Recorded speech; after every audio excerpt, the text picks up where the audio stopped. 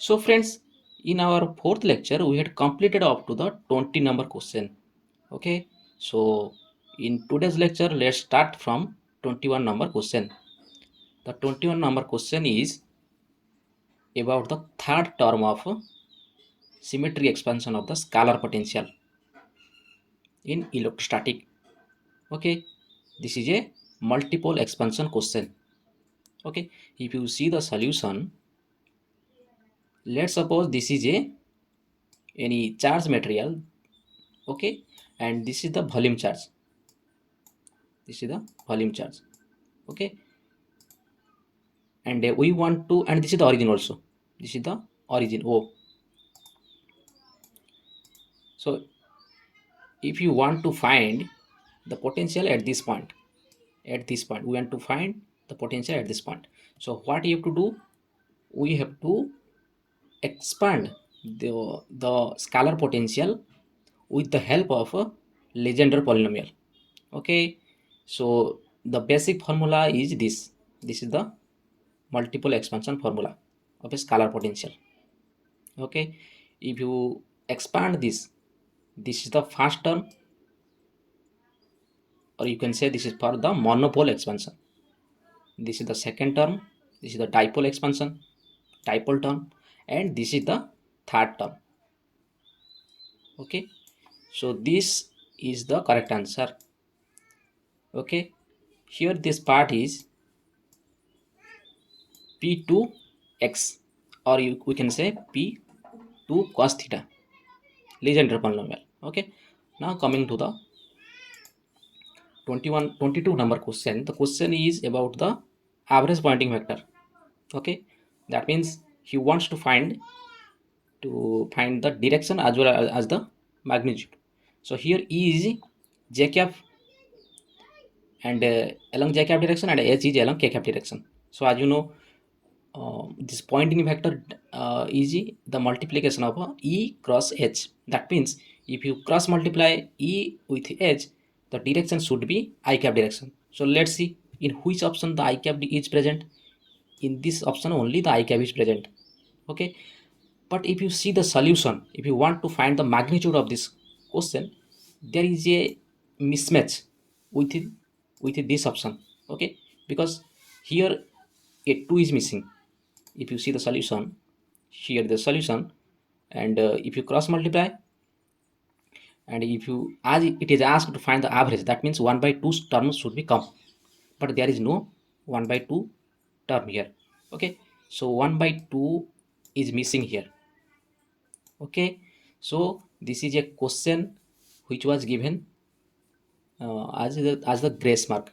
Okay, for this question the grace mark is given to all student. Okay, so now coming to the 23 number question. The question has asked to find the electrostatic energy density at a distance r which is greater than capital R. That means the radius of that spherical conductor. Okay, so what you have to do is, here we have to apply the formula for spherical conductor, not for any dielectrics. Okay, here it is mentioned clearly that for spherical conductor, not a dielectric. Okay, so what you have to find, we have to find the electric field at a greater than r distance. If you want to find the electric field here, and this is the radius. Okay, and we want to find the electric field here, then E should be this much, 1 by 4 pi epsilon q by r square, as q is the total charge present on that conductor. So electrostatic energy density U is 1 by 4 epsilon naught E naught square. This is the E naught, and if you put here and you calculate, you will get this option. This is the answer. Okay, now coming to the 24 number question. The question asked to find the incorrect statement. So the first statement is Lorentz gauge treats V and A on an equal footing. It is the correct answer. Okay, what is the Lorentz gauge? This is the Lorentz gauge. Okay, here phi and A are treated in same footing. Okay, that he has mentioned here.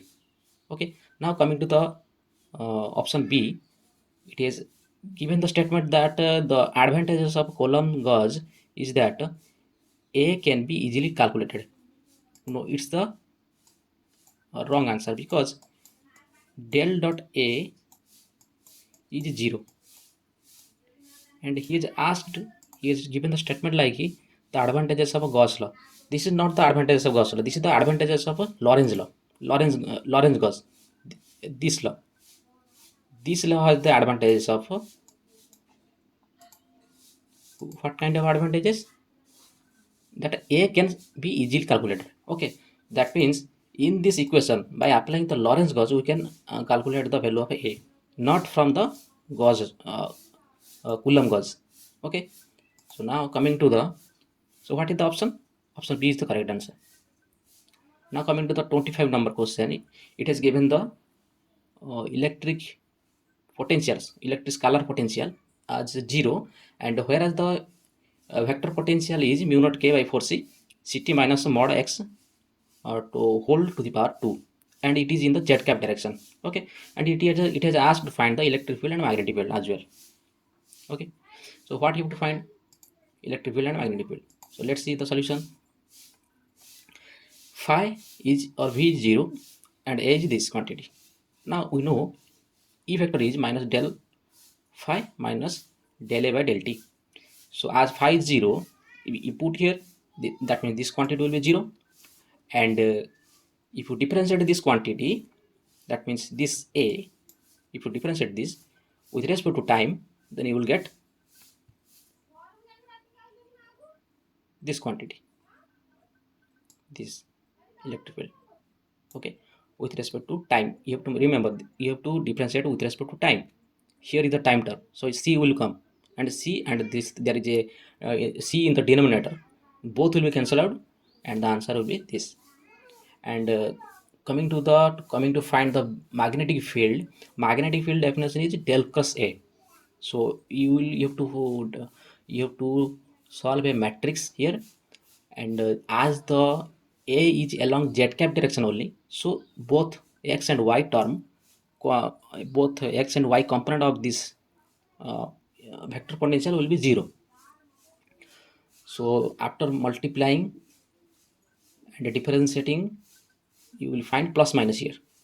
Why the plus minus came here? Because here is a mod of x, and we are differentiating this with respect to x.